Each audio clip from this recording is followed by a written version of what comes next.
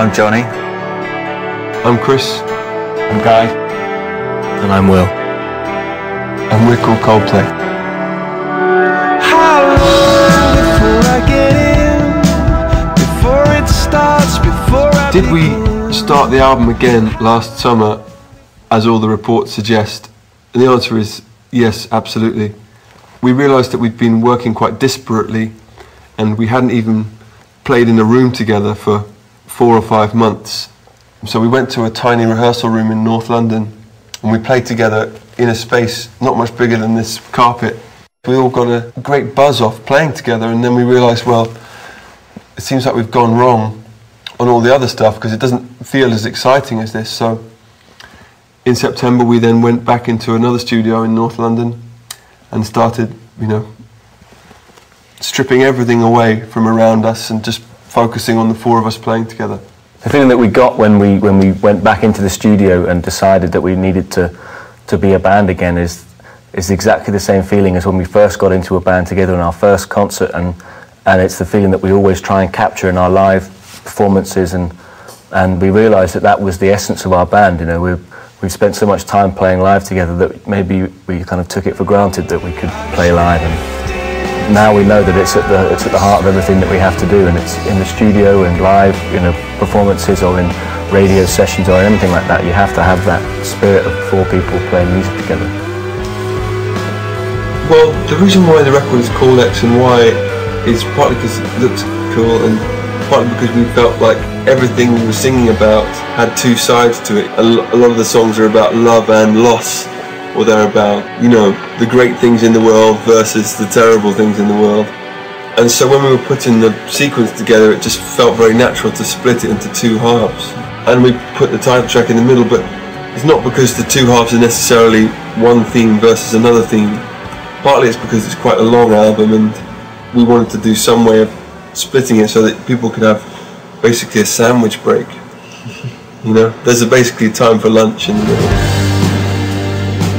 Some songs that we recorded went through about 10 different versions. A song called Talk we pulled apart, took to bits, and then tried to put it back together again. And sometimes it comes together much easier than others. Generally we find what happens is we end up taking stuff off that we've sort of tried to layer on the top. Usually we go too far and try too many ideas, and then you've got to sort of backtrack a bit and strip things away, and then when you're at that stage that there's probably enough there. Well, the song Square One, John and Will were just messing around one day, and it just sort of turned into this song. And as soon as it arrived, it was like, okay, that's got to be the opening song. As soon as the song Square One existed, it was always going to open the album, because you can't have a song called Square One and put it track 7. The song Low is designed to be a headphone song. Do you have Where's Wally over here?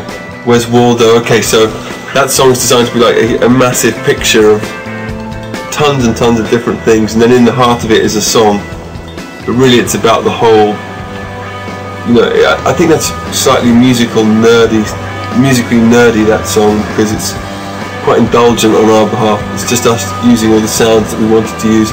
It's a song where Brian Eno appears very briefly, and it's the song where we said, let's buy all these wine glasses and hit them. That's what we were hitting, and we just had real, we played all the studio games on that song. Because if you play them on every song, it turns out rubbish.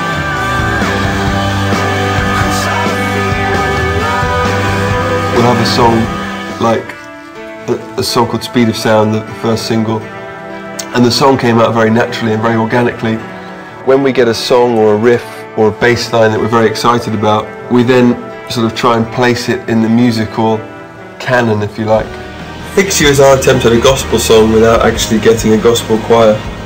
So we used what meagre elements we had, i.e. me and Will, our drummer.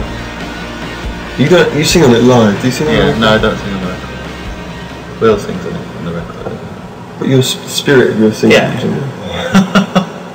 The spirit of John singing is almost as good as the actual sound of his singing. It's actually better. It's actually better. It's all in tune.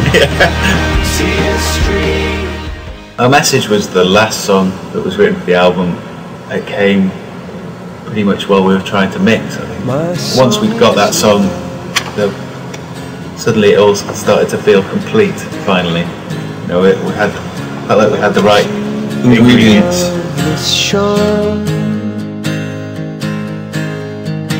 Til Kingdom Come, which is kind of the not-so-secret track, in fact it's not secret at all, but it's supposed to be, was originally intended for Johnny Cash, but he never recorded it. Some would say it was because he died, and others would say it was because he didn't like it. The bands that we've been listening to recently, and the bands that we've certainly listened to a lot during the recording process, are bands like Kraftwerk and David Bowie and Kate Bush and New Order and Joy Division. Brian Eno. Everything. We're sponges. When you're touring, your paths hardly ever cross anyone else. You can follow bands around, and so festivals are a great chance to sort of meet everybody and see what everyone else is doing and steal all their ideas. It's also, you know, it's like when you go to a horse show or something and everyone parades around, and it's good to meet the competition once in a while. Not competition in an aggressive sense, but it's good to have the Killers playing on the same day, or Block Party or Arcade Fire, because it gives you a kick, you know, in the right place. You think, right, well, we have to, you know, raise our game a little bit.